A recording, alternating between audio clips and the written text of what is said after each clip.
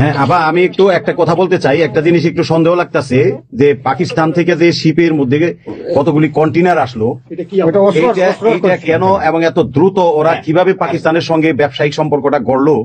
কারণ এইটা তো কোনোদিন ছিল না বাংলাদেশ, ৭১-এর পরে এটা হয় নাই আপা। এখন এটা নিয়ে আমাদের আপনি তো অবশ্যই আপনি অনেক কিছু অবগত আছেন, এটা আমাদের জানার প্রয়োজন। এই তথ্যটা আমাদের বের করা উচিত যে কোনো ভাবে, গোয়েন্দা বলেন, যে কোনো ভাবে আমাদের তো কিছু না কিছু আছে, এদের মাধ্যমে এই জিনিসটা আমাদের খুবই দ্রুত বের করা উচিত। এরা কি মনে করতেছে, মনে হয় সম্ভবত ভয় পাইতেছে যে আমরা হয়তো দেশে একটা অরাজকতা সৃষ্টি করুম, ওরা একটা গৃহযুদ্ধের প্রস্তুতি নিতেছে, অস্ত্র। আমার কাছে সন্দেহ। ওইখানে দুইজন যে মাল ডেলিভারি করে ওই জায়গাতে কন্টেনারের ওইখানে দুইটা লোকের চাকরি চলে গেছে।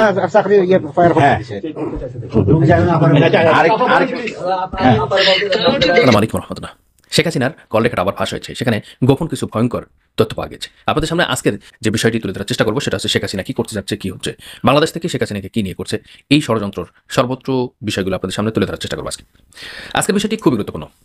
আপনারা দেশে প্রবাসে কাছে দূরে যেখানে আছেন সকলকে আজকের বিষয়টি উল্লেখযোগ্য এবং জানানোর জন্য মনে করছি গুরুত্বপূর্ণ মনে করে। শেখ হাসিনা প্রথমে বলছে গণহত্যার দায় সুদখোর ইউনূসকে নিতে হবে। ছাত্রলীগ কেন নিষিদ্ধ করা হলো, ছাত্রলীগ কি করেছে? সমস্ত অপকর্ম, দুর্বৃত্তায়নের কাজ, বাংলাদেশকে অপব্যবহার করে তারা সন্ত্রাসের একটি রাজত্ব কায়েম করেছে। ছাত্রলীগ তখন কিছু করেনি। যারা ইমানের পথে, ইসলামের পথে, কোরআনের পথে মানুষের আহ্বান করত সঠিক পথে, তাদেরকে ধরে ধরে রিমান্ড দিয়েছেন, তাদেরকে ধরে ধরে পঙ্গু করে দিয়েছেন, তাদেরকে ধরে ধরে গুম করে দিয়েছেন, তাদেরকে ধরে ধরে মেরে দিয়েছেন, এমনকি ক্রস ফায়ারে মেরেছেন যারা দিন এবং দেশপ্রেমিক তাদেরকে ধরে। এই কাজটি কিন্তু তারা করেছে। ব্যাংকের টাকা গেল কই? ডক্টর ইউনূস নাকি ব্যাংকের টাকা নিয়ে চলে গেছে পালিয়ে, এবং সেই টাকাগুলো নাকি আমেরিকাতে সরিয়ে ফেলছে। গণভবনে ডক্টর ইউনূস নাকি চুরি করেছে, গণভবনে ডক্টর ইউনূস নাকি চুরি করেছে। আমরা বিষয়গুলি দেখব, ভিডিওটি অবশ্যই দেখবো। শেখ হাসিনা কি বলেছে, কোথায় বলেছে, কিভাবে বলেছে, কাদের সাথে বলেছে, তাদের ফিডব্যাক কি এসেছে। আমরা আজকের বিষয়টি একটু পর্যালোচনা করি। আমি আপনাদের সামনে যেটা দেখাতে যাচ্ছি সেটা হচ্ছে একটি গুরুত্বপূর্ণ মনে করছি, আমি একটু বিশ্লেষণ করছি। শেখ হাসিনার যে বিষয়টি, এখানে অনেকেই বলেছেন তার সাথে যে সাঙ্গপাঙ্গরা কথা বলেছেন, মানে নেতা যেমন হয় তার সাঙ্গপাঙ্গরাও তেমন হয়, নেত্রী যেমন হয় তার পুরা টিমও তেমন হয়। আজকে কয়েকটি কমেন্ট খুবই বিস্মিত করেছে আমাকে।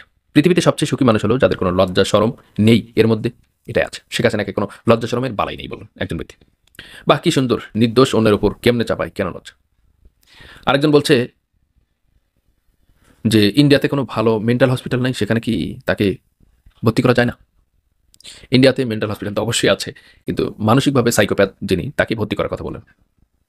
এভাবে খুবই গুরুত্বপূর্ণ বিষয় আপনাদের সামনে বললে অনেক সময় যাবে। আমি শেখ হাসিনা সে পুনরাবৃত্তি অবশ্যই জানিয়ে দেবো আপনাকে, আপনারা কিছুক্ষণের মধ্যে দেখতে পাবেন। পৃথিবীতে আমি একটা ব্যাপার বুঝলাম না, এত নির্লজ্জ, এত বেহা, এত লজ্জা শরমহীন, ইমানহীন মানুষ কীভাবে তৈরি হয়? যারা যে কাজটি করেছে, যারা যে কাজটি দেখিয়ে গিয়েছে, তাদের সেভাবে বিচার হচ্ছে, তাদেরই পাতানো যে ট্রাইব্যুনালে তাদেরকে বিচার করা হচ্ছে। খুবই অবাক করা বিষয় না?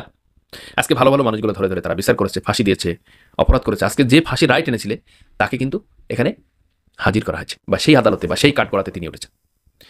আল্লাহ রসুলকে মারার জন্য, হত্যা করার জন্য আবু জাহেল কিন্তু কুয়া ফাঁদ করেছিলেন, একটি গর্ত করেছিলেন, খনন করেছিলেন। সেই গর্তে কিন্তু আবু জাহেল নিজেই পড়েছিলেন। সুতরাং আবু জাহেলের এই শিক্ষা থেকে, এই কার্যক্রম থেকে, মানে এই যে কাজ, এখান থেকে কিন্তু শিক্ষা নেওয়ার ছিল, কিন্তু শেখ হাসিনা সেটা নিতে পারেনি। তার বাপ থেকে শিক্ষা নিতে পারতো, সেটাও নেয়নি। তারপরে ক্ষমতা হারালে যে মানুষ পাগল হয়ে যায় তার প্রমাণ এটাই, তিনি যে করেছেন। তারপরে লজ্জা শরম থাকলে সব কথা বলতে না, আপনার বিচার হবে বাংলার মাটিতে। আমি মিথ্যাবাদী দেখিনি, তবে শেখ হাসিনাকে দেখেছি। অসাধারণ কমেন্ট, আপনার কমেন্ট দেখলে অবাক হয়ে যাবে। একজন লিখছেন, উনি যে সমস্ত খুন গুম করেছেন তার নিশ্চয়তা ওনার তৈরি সংবিধান অনুযায়ী করেছেন। আপনি ডক্টর ইউনূসের বিচার করতে আসুন, দেখবেন জনগণ আপনাকে কি সম্মান করে।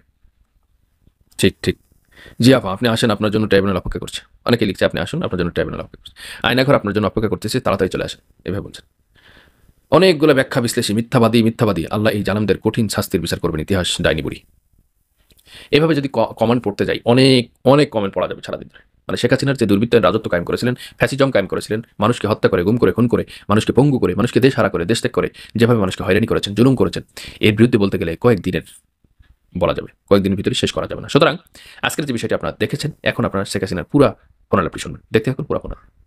এগুলো নিজে করি, তার সমন্বয়টা করি। আমি যে কথাগুলি বলি রাখো, রেকর্ড করে রাখো, তোমার প্রচার আমার আপত্তি নেই। ডিজাইন করে সে মানুষ হত্যা করে, মানুষের লাশের উপর হামলা দিয়ে, সংবিধান লঙ্ঘন করে অবৈধভাবে তার ক্ষমতা আসছে। মানে এদের অত্যাচারে সারা দেশ ধ্বংসিত। এটা কৃষক, শ্রমিক, কত শ্রমিক বেকার হয়ে গেছে। শ্রমিক আন্দোলন করছে, সাথে সাথে গুলি করে দুজনকে মেরে ফেললো, কারণে শ্রমিক। চাকরি বয়স নিয়ে আন্দোলন করে যমুনার সামনে জনসাধারণকে গুলি করলে একজন মারা গেল, তাদেরকে পিঠে তাদেরকে উঠাই দিল।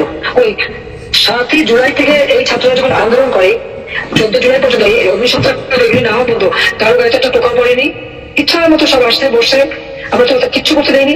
পুলিশের কাছে কোনো মেটাল বুলেট ছিল না, পুলিশের কাছে কোনো মেটাল বুলেট ছিল না, নির্দেশ দিয়েছে কোনো গুলি করবে না, পুলিশ ইচ্ছা মতো আন্দোলন করছে।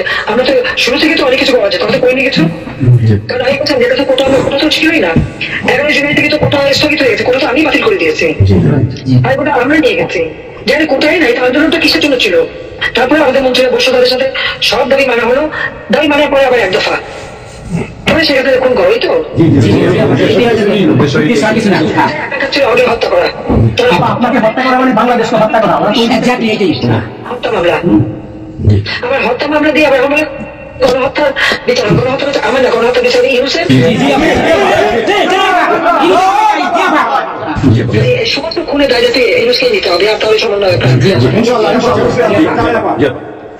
সে যে হত্যার সঙ্গে জড়িত প্রমাণ পাওয়াই যায়। সে যত সঙ্গীদেরকে ছেড়ে দিল, হলে অটিদের মতো ঘটনাগুলো, তাকে 21 আগস্ট গ্রেনেড হামলায় আসামি, তাকে এবং অন্য যত জঙ্গি ছিল সবাইকে সে মুক্তি দিয়ে দিয়েছে, কারণ এই জঙ্গিদের সাথে তার একটা যুক্ত ছিল, তার একটা সংযোগ ছিল। কাজে বাংলাদেশটাকে সে একটা জঙ্গির দেশ হিসেবে পরিণত করতেছে। আজকে সাধারণ মানুষের অবস্থাটা কি দেখো, সাধারণ মানুষ আজকে খেতে পায় না, পড়তে আসতে। মানুষ তো এখন বলে যে আগের সরকারি ভালো ছিল, শেখ হাসিনার সরকারি ভালো ছিল। 97,000 কোটি টাকার বাজেট, কয়লা কেনা, এলএনজি কেনা, ডিজেল পেট্রোল কেনা, খাবার সবকিছু ব্যবস্থা করা, সারের জন্য সার কেনা, সব ব্যবস্থা করে আসছে। যে এলএনজি আমার সময় যখন বাজারে 10 টাকা, আমরা সেটা 9.93 দামে কিনলাম, সেই 9 টাকা 9 পয়েন্টের যেটা কিনা সে 14 তোমার 5 একটা, আর 14.65 এই দামে কিনলো। যেমন তুমি একটা সে কিনতে গেল কিসের জন্য? এখন তো বাজারের দাম আরো কমছে। শেয়ার মার্কেটের টাকা উঠাও, ব্যাংকে টাকা নাই, ব্যাংকের টাকা উঠাও, গেল কোথায়? আমেরিকা। বিশ্বব্যাপী ধরনের খাদ্য আমি রেখে আসছি, 1 কোটি পরিবারের জন্য টিসিবির কার্ড দিছি, মাত্র 30 টাকা দিতে তারা চাল কিনতে পারবে, এবং ডাল তেল গম দিতে পারবে, সেই ব্যবস্থা করে আসলাম সস্তায়। 43 লক্ষ মানুষকে বাদ দিছে সেখান থেকে, কেন বললো? আওয়ামী লীগের সরকার আওয়ামী লীগের। তার মানে তুমি আরেকটা চেষ্টা করো, 43 লক্ষ তখন 1 কোটি ছিল, বাকি তো অন্য দলের। আওয়ামী লীগ তো দল দেখে নাই, আওয়ামী লীগ দেখছে যারাই আবেদন করছে তাদেরই দিয়েছে, সে যে দলের মধ্যে নির্বাচন সবার জন্য, আওয়ামী লীগ মানুষের জন্য করে, আওয়ামী লীগ সরকার করছে এর জন্য।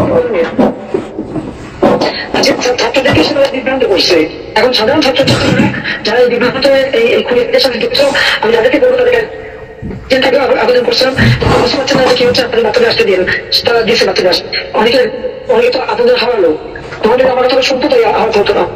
আজকে তারা নিশ্চয় উপলব্ধি করতে পারছে, সেটা আমি বলবো যে এখন যারা এই সাধারণ ছাত্রছাত্রী আবেদনের সঙ্গে যুক্ত হয়েছিল তাদের প্রতি আমাদের কোনো ক্ষোভ নেই, কিচ্ছু নেই, এবং তারা লেখাপড়া আমরা সেটা চাই। কিন্তু আমার কথাটা হচ্ছে, আমাদের ছাত্রলীগ করাটা কি অপরাধ? আওয়ামী লীগের সন্তান হচ্ছে এটা জন্য অপরাধ, তাদের পরীক্ষা দিতে দেবে না, ভাইবা দিতে দেবে না, ইউনিভার্সিটি যেতে দেবে না, স্কুলে যেতে দেবে না, কলেজে যেতে দেবে না, হোয়াট ইজ দিস? আর এই ছেলে পেলেদেরকে কিভাবে গাজব বানিয়েছে? স্কুলের প্রিন্সিপাল টিচার তাদেরকে তার জুতো মালা করে গাছের সাথে বাঁধে, তাদেরকে রিজাইন করায়, লাঠি সোনা নিয়ে জীবন আমি জানি পৃথিবীতে করে দিয়েছে, ঘটনা ঘটছে কিনা। চিফ জাস্টিস তার বাড়ি হামলা, চিফ জাস্টিসের হামলা, যাদের আত্মসম্মান বোধ আছে তারা থাকে না, উনি সাথে সাথে রিজাইন করে দিয়েছে। কতজন মানে জজ তাদেরকে এজলাসে ঢুকতে দেবে না, তাদের রিজাইন করার জন্য চাপ দিছে, রিজাইন করার দিকে তাদেরকে কোনো কোর্ট দিতে তাদেরকে বাতিল করে দিয়েছে। ইলেকশন কমিশনকে বাতিল, আমাদের মানবাধিকার কমিশনকে বাতিল, আমাদের পাবলিক সার্ভিস কমিশন বাতিল, চাকরি দিতে পারছে না, চাকরি দিতে পারছে না, পাবলিক সার্ভিস কমিশন অচল করে দিয়েছে।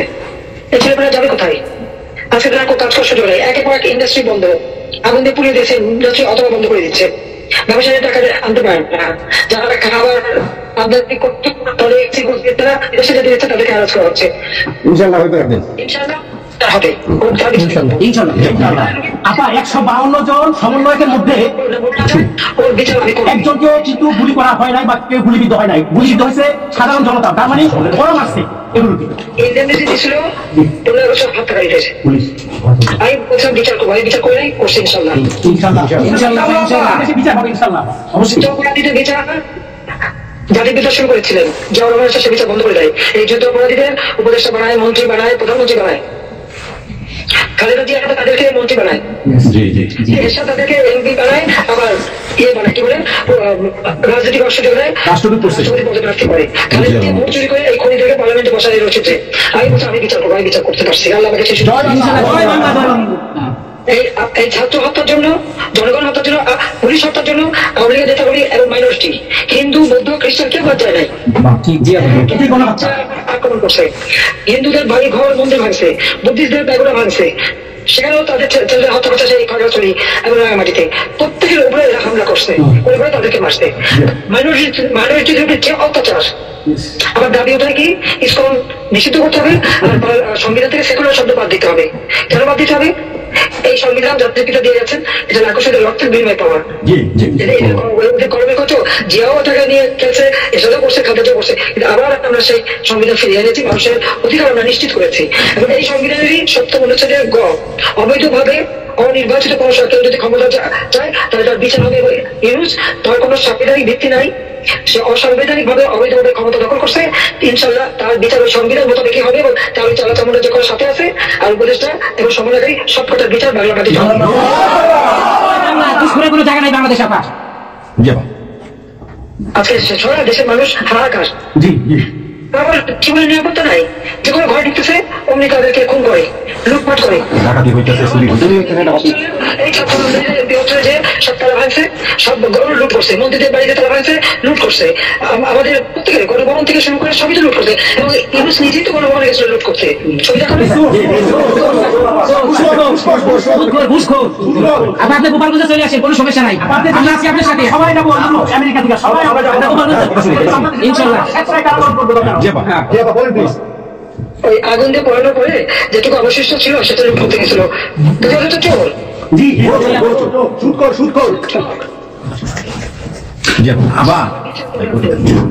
আচ্ছা আমি আমরা নিজেরা করবো, ফাঁসি চাই, যেটা জনগণ দেখবে ওই ফাঁসি চাই। যার বাড়ি ঘর পড়াইছে করছে, আপনার দেশের থেকে সব গরিব মানুষ এখন গ্রামে যাচ্ছে, খাবার পাচ্ছে না, কিচ্ছু পাচ্ছে না, খুব কষ্ট আছে সাধারণ পাবলিক, খুবই খারাপ ব্যাপার।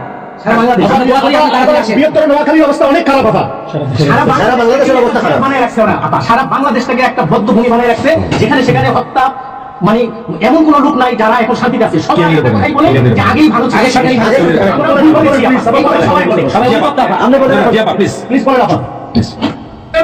প্রত্যেকটা জায়গায় তো এইভাবে। এখন আবার সেই একটা পদক্ষেপ নিচ্ছে, প্রায় 80 জন প্লাস আরো 35 জন, সেই সাথে 300 লোক, তারা জেলা উপজেলা ইউনিয়নে সার্ভে করতে পাঠাচ্ছে। সবাইকে বলে দাও ওই সার্ভে করতে কারা যায়, তাদের নাম লিখছে।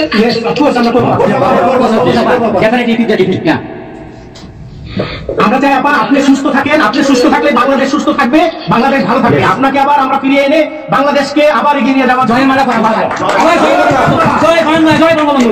প্লিজ তোমাদের যে দেশে আছো সেই দেশে ডেনমার্ক আমেরিকা সবাই আছে, আপনি এখন আমাদের কিছু নির্দেশনা দেন, আমরা প্রবাসী থেকে কি করতে পারি, এবং বাংলাদেশে আমাদের যে ফ্যামিলি আছে, আত্মীয় স্বজন আছে, আমাদের যে বিভিন্ন দলের নেতৃবৃন্দ আছে, আমরা কিন্তু অর্থনৈতিক থেকে বিভিন্নভাবে সহযোগিতা করতে যেভাবে পারি আমরা বাকিটা আপনি নির্দেশনা দেন, আপনার নির্দেশনার মতো আমরা কাজ করবো বাংলাদেশে এবং প্রবাসী। তোমাদের যেটা করতে হবে, একটা হচ্ছে তোমরা যে দেশে আছো সেই দেশের আইন কানুন মেনেই ওখানকার যারা নির্বাচিত প্রতিনিধি বা সরকার বা যে বিভিন্ন মানবাধিকার সংস্থা, তারপরে 165 জন সাংবাদিকের চাকরি নাই, তাদের অ্যাক্রেডিটেশন কার্ড বাতিল করে দিছে। 106 জন সাংবাদিকের বিরুদ্ধে হত্যা মামলা দিছে এবং আমাদের কতজনকে গ্রেপ্তার করে জেলে ঢুকেছে, মানবিক জীবনযাপন করছে। সাংস্কৃতিক কাজ করতে পারে না, ব্যান্ড শোনা ব্যান্ড কোনো অনুষ্ঠান করতে পারে না, পাকিস্তান থেকে ব্যান্ড শোনা করে, অথচ আমাদের দেশে ব্যান্ড যারা তারা এখন কাজ করে না। এরা আমার এদের সাথে ছিল, তারাও লালন লাগাচ্ছিল, এখন তাদের পাতা নাই। সাংস্কৃতিক কর্মকাণ্ড বন্ধ, সমস্ত সামাজিক নিরাপত্তার যত গরিব মানুষ আমরা পয়সা ভাতা, বিধবা ভাতা, মুক্তিযোদ্ধা ভাতা যা যা দিয়েছিলাম সেগুলি সব বন্ধ করে দিয়ে সেটা মেরে খেয়ে গেছে। এমনকি মানে সারা দেশ থেকে একটা রাজত্ব, খুনের রাজত্ব সৃষ্টি করছে। এই বিষয়টা যে মানবাধিকার লঙ্ঘন, সাংবাদিকদের উপর নির্যাতন, সাংবাদিকদের অত্যাচার, মহিলা সাংবাদিকদের যেভাবে অপমান করছে, এই বিষয়গুলি জনগণ তোমাদের তৈরি করতে পারে আন্তর্জাতিক পর্যায়ে। যে বিভৎস চেহারাটা ওইটাই আজকে মানুষের কাছে স্পষ্ট হয়ে গেছে। একটা রাষ্ট্র চালাতে সাথে করে ব্যর্থ। এই জিনিসগুলি কি আমি একটা বলি, ইউনুস সাহেব রাখছে 4টা টোকাই রাখছে সাথে 4টা টোকাই রেখে, আর আপনি চিন্তা করেন না বাংলাদেশে গৃহযুদ্ধ হবে তখন আপনাকে দেখবে। ইউরোপীয় ইউনিয়নে যেখানে তোমার ওখানটা পার্লামেন্টে যেখানে আছো সব জায়গায় এই জনমতটা তৈরি করতে হবে। পঞ্চাশের কাছে পরিণত করছে, মানুষ খুন করছে, আজকে খুন করছে। আজকে তুমি জানো আমাদের মহাশাসন বাড়িতে আগুন, এগুলি সে করে যাচ্ছে। এবার সমস্ত এই সংগঠন কাজে তোমরা এই বিষয়গুলি তোলো। আর যেমন বন্ধু বান্ধব পরিচয় জানাচ্ছে, খুবই কষ্ট আছে, সাহায্য করো, মামলা দিয়ে দিয়ে নেতা কর্মীদের চরম হয়রানি করে যাচ্ছে।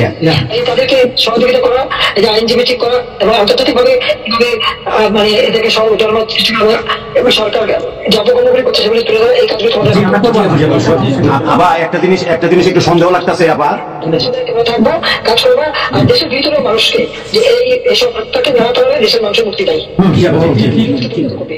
হ্যাঁ, আবার আমি একটু একটা কথা বলতে চাই। একটা জিনিস একটু সন্দেহ লাগতেছে যে পাকিস্তান থেকে যে শিপের মধ্যে কতগুলি কন্টেনার আসলো, এটা কেন এবং এত দ্রুত ওরা কিভাবে পাকিস্তানের সঙ্গে ব্যবসায়িক সম্পর্কটা গড়লো? এটা তো কোনোদিন ছিল না বাংলাদেশ, 71-এর পরে এটা হয় নাই। আবার এখন এটা নিয়ে আমাদের আপনি তো অবশ্যই আপনি অনেক কিছু অবগত আছেন, এটা আমাদের জানার প্রয়োজন। এই তথ্যটা আমাদের বের করা উচিত যে কোনো ভাবে গোয়েন্দা বলেন, যে কোনো ভাবে আমাদের তো কিছু না কিছু আছে, এদের মাধ্যমে এই জিনিসটা আমাদের খুবই দ্রুত বের করা উচিত। এরা কি মনে করতেছে, মনে হয় সম্ভবত ভয় পাইতেছে যে আমরা হয়তো দেশে একটা অরাজকতা সৃষ্টি করুন, ওরা একটা গৃহযুদ্ধের প্রস্তুতি নিতেছে। আমার কাছে সন্দেহ। ওইখানে আমার এখানে দুজন যে মাল ডেলিভারি করে ওই জায়গাতে কন্টেনারে ওইখানে দুইটা লোকের চাকরি চলে গেছে। হ্যাঁ,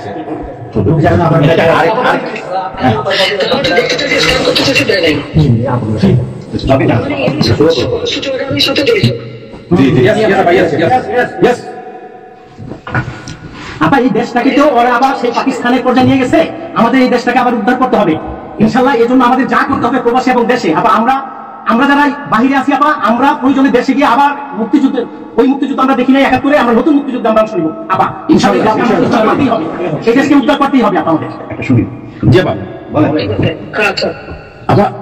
আমরা শেষ করবেন। আমরা ডেনমার্ক আমেরিকার পক্ষ থেকে এই জায়গায় আমরা যারা আছি, আমাদের বয়োজ্যেষ্ঠ নেতৃবৃন্দ আছে,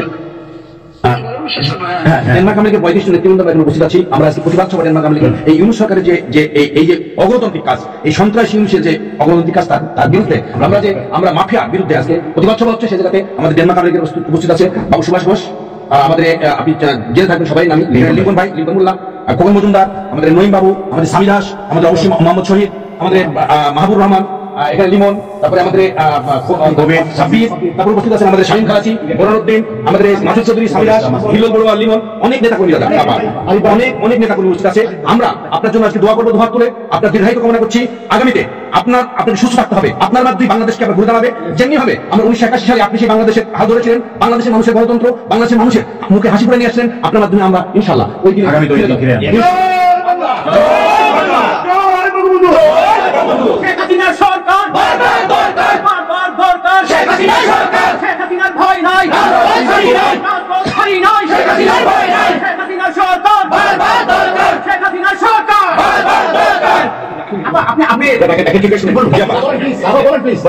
আপনি তো বিজিএম নিও।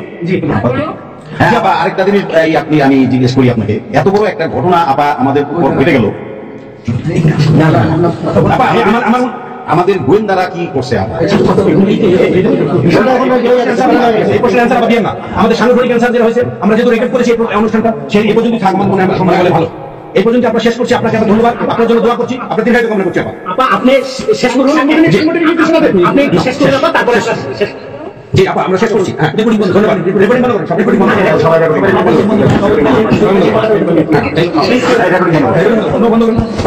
বন্ধ করেন।